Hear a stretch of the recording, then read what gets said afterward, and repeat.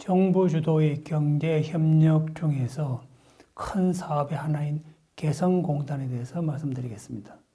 개성공단은 휴전선 북측에 공단을 건설하여 남한 기업들이 입주하는 사업입니다. 이러한 사업은 동서독의 사례에서는 찾아볼 수 없습니다. 동서독의 경우에는 상품 교역만 하였지 공단을 건설하는 경우는 없었습니다. 이러한 측면에서 개성공단 사업은 햇볕 정책의 독특한 사업이라고 하겠습니다. 원래 개성공단의 건설 계획은 3단계였습니다. 총 2천만 평의 복합공업단지를 건설한다는 계획이었는데요. 복합공업단지란 공단 건설에 800만 평, 그리고 배후도시로서 1200만 평을 개발한다는 사업입니다. 그림을 보시면 개성시는 휴전선 북측에 위치하고 있습니다. 그리고 이 개성시에서 주황색이 1단계 사업지역, 그리고 녹색이 2단계 사업부지, 그리고 파란색이 3단계 사업부지에 해당되겠습니다. 개성공단이 건설되면 2,000개의 기업을 입주시키고 총 35만 명을 고용하여 최종적으로 연간 160억 달러를 생산하는 생산공단으로 건설하겠다는 것이 애초 목표였습니다.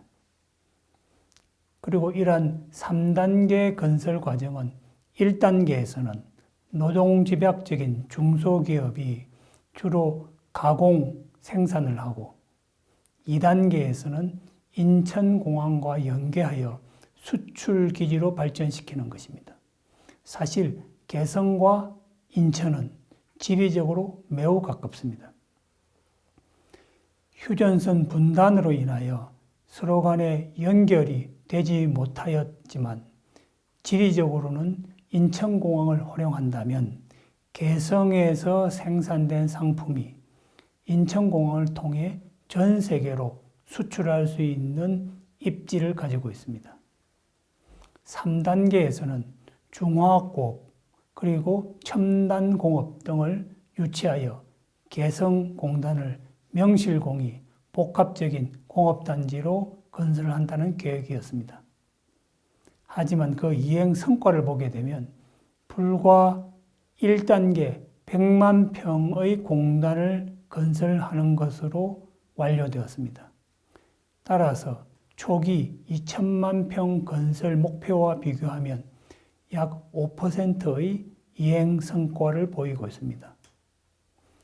이처럼 개성공단이 당초의 계획과 달리 그 이행 성과가 지극히 낮은 이유는 크게 두 가지 이유 때문입니다. 하나는 경제 안보적 우려입니다.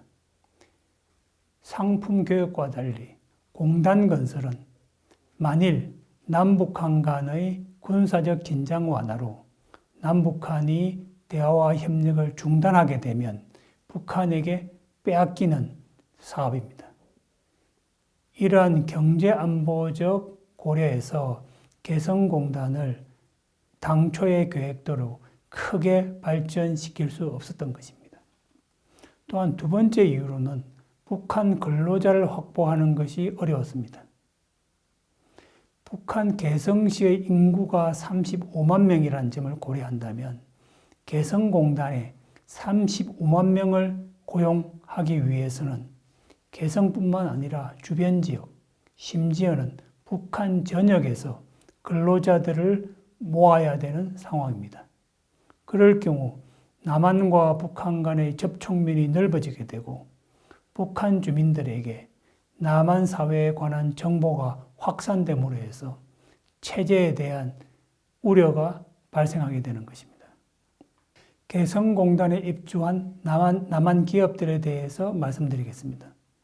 2005년에 개성공단에 입주가 시작이 되었고 18개의 남한 기업이 입주하였습니다.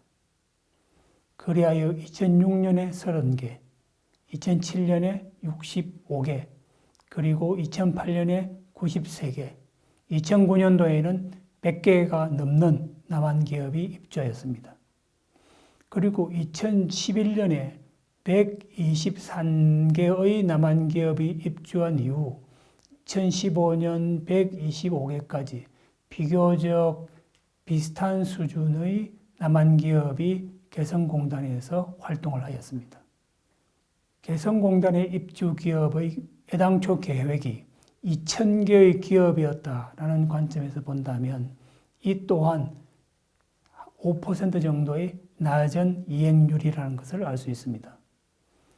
개성공단에 입주한 기업들을 업종별로 살펴보게 되면 섬유 생산 기업이 가장 많습니다.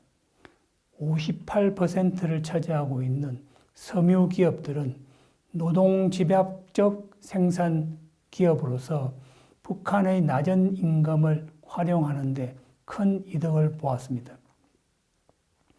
나머지 기업들은 기계금속, 전기전자, 화학, 종이, 목재, 식품, 그리고 비금속, 광물을 다루는 기업들입니다. 개성공단의 생산액과 개성공단에서 일한 북한 근로자의 수에 대해서 말씀드리겠습니다. 그래프에서 보시는 것처럼 2005년도 공단이 처음 문을 연 당시에는 미미하였지만 개성공단의 근로자 수는 크게 늘어났습니다. 그리하여 2008년도에 약 4만 명에 육박하였고 2015년도에는 약 5만 5천 명의 북한 근로자들이 개성공단에서 근무하였습니다. 개성공단에는 물론 대다수 북한의 근로자이지만 남측 기업의 직원들도 생산관리 차원에서 파견되어 일하였습니다. 개성공단에서 일한 남측 기업의 직원은 약 800명 정도가 되겠습니다. 개성공단에서 생산된 상품의 액수를 보게 되면 2005년부터 2015년까지 총 31억 달러의 상품이 생산이 되었습니다.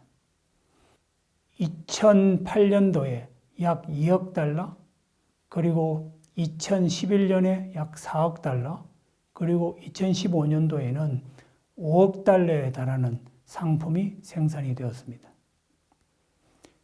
그래프를 자세히 보시면 2013년도에는 개성공단의 생산액이 다른 연도에 비해 절반 정도밖에 되지 않는 것을 보실 수 있겠습니다. 그 이유는 개성공단의 경우 가끔씩 가동이 중단되는 사태가 발생하였습니다. 2008년도에는 북한이 자유로운 통행을 제한하여 개성공단의 생산에 어려움을 겪었고요. 2013년도에는 북한이 자국의 근로자들을 모두 철수시켜 130일 동안 개성공단이 가동을 하지 못하였습니다. 그 결과 2013년도에 개성공단 생산액이 다른 연도에 비해 반토막이 나버린 것입니다. 개성공단 사업은 남한 기업이 북한의 영토에서 북한의 근로자를 고용하는 생산단지입니다. 한편으로는 매우 과감하고 정치적인 리스크가 큰 사업인 동시에 또 한편으로는 남북 간의 관계를 획기적으로 변화시킬 수 있는 사업으로 간주되었습니다. 그리하여 김대중 정부는 동수독과 달리 공단 사업이라고 하는 한반도만의 독특한 사업을 추진한 것입니다.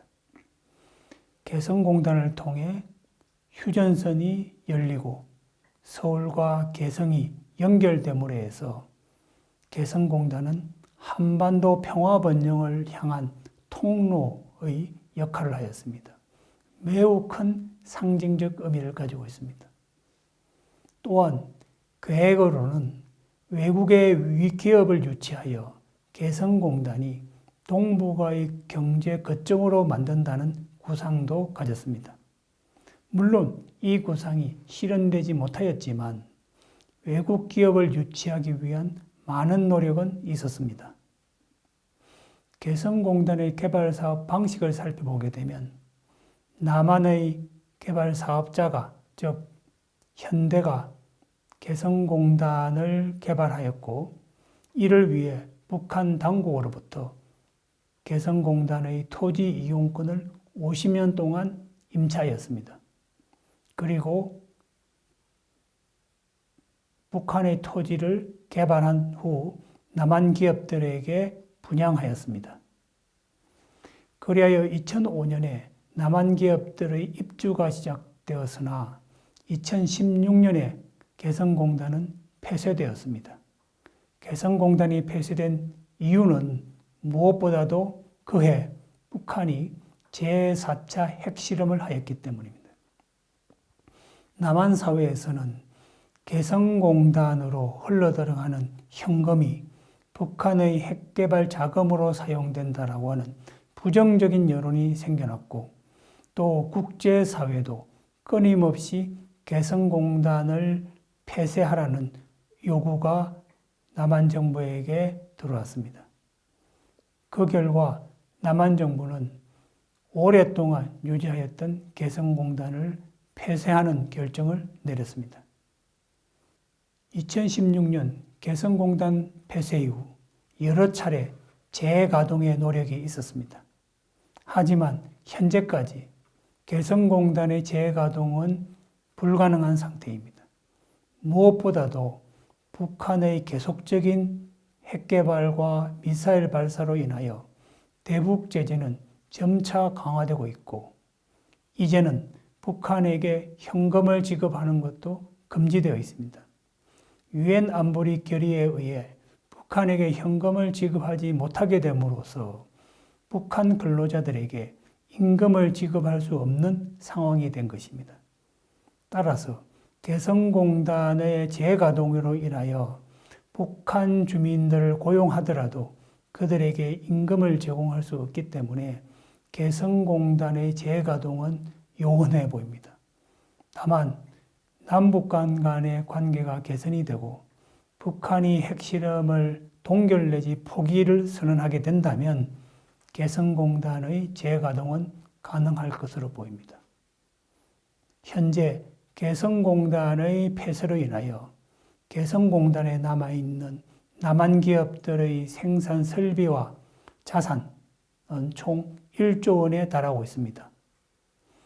민간 기업의 자산은 약 5,500억 원, 그리고 남한 정부가 개성공단에 설치한 각종 시설과 설비 등이 4,500억에 달하고 있습니다.